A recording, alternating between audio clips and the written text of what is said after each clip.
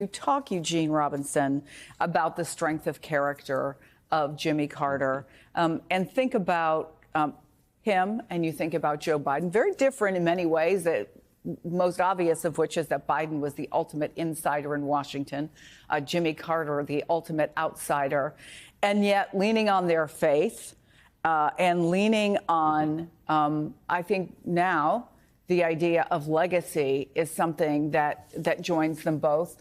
Talk about what you think about these two men in the ways that they are similar, different, but also the message that Jimmy Carter's life has left. Well, I wonder if President Biden might have been thinking about the other similarity between him and President Carter, which is they were both one-term presidents, and yet you can certainly look back at the Carter presidency and you can see lasting big accomplishments, and some of which everybody knows about and everyone appreciates as really big things, and just as a human being, I think President Biden must have been thinking about how his one term in the White House would be remembered, what it would be remembered for. They also have in common, of course, faith. President Biden's Roman Catholic faith and President Carter's, I believe it's Baptist faith. Somewhat different in that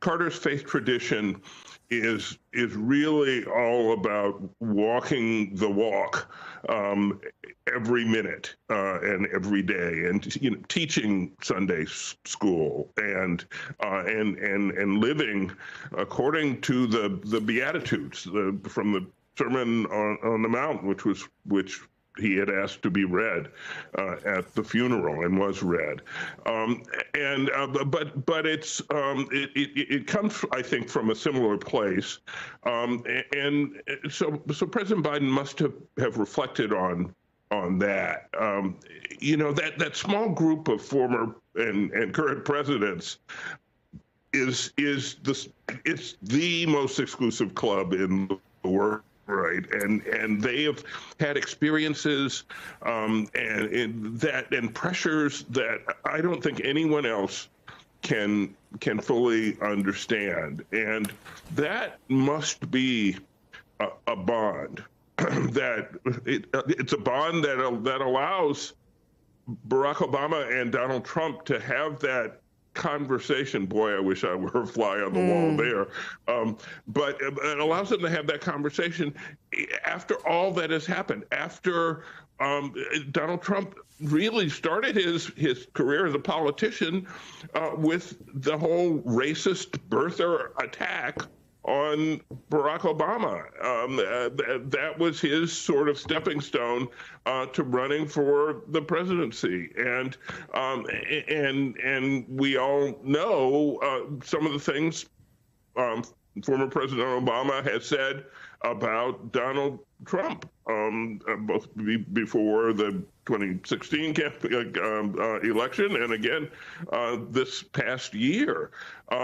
Yet they were able to have that conversation. That's a small thing, but maybe we should be thankful for small things these days. I think, yes, absolutely. And Greg Bluestein, you think about the differences that Jimmy Carter had that have been talked about with Jerry Ford and how they not only overcame them, but became so close. And I have to play the sound that Andrea mentioned at the top of this hour, because I think it is indicative of the two sides of Jimmy Carter. One is this tremendous statesman, the Camp David Accords, and so many other accomplishments, who was the most powerful man in the world as president of the United States, versus the guy at home in Plains and what happened when he tried to work some new technology. Let me play what Jason Carter had to say about his granddad. Demonstrating that they changed with the times. Eventually, he did get a cell phone, and one time he called me sort of early on in that process. And on my phone, it said, "Papa, mobile." So I answered it, of course. I said, "Hey, Papa, He said, "Who's this?" I said, "This is Jason." He said, "What are you doing?" I said, "I'm not doing anything. You called me." He said, "I didn't call you. I'm taking a picture."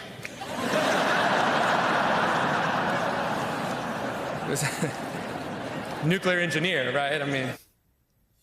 Greg, as we were playing that very charming sound, they're doing a 21-gun salute, and somehow it seems to me that Jimmy Carter would much rather hear from his grandson than hear the 21-gun salute. Having said that, his family life, his relationship with Rosalind, with his children, grandchildren, and eventually great-grandchildren, how did that inform the way he was as president and his post-presidency?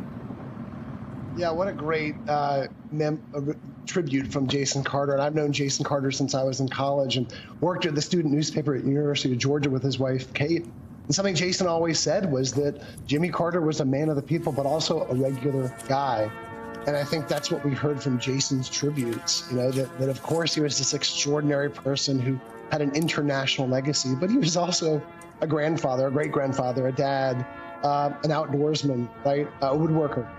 Someone, as Jason said, who would answer the door in 70s short shorts and Crocs, who lined his fridge with pictures of family members, who had a rack to dry Ziploc bags because he still had that sort of Great Depression upbringing.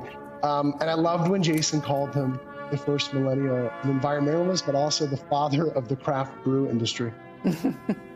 Yeah, the imagery of the Ziploc bags hanging to dry out so they could be reused, the juxtaposition of the powerful and the everyday, but elevating the everyday in the way that only someone who has so much love and is surrounded by so much love can have.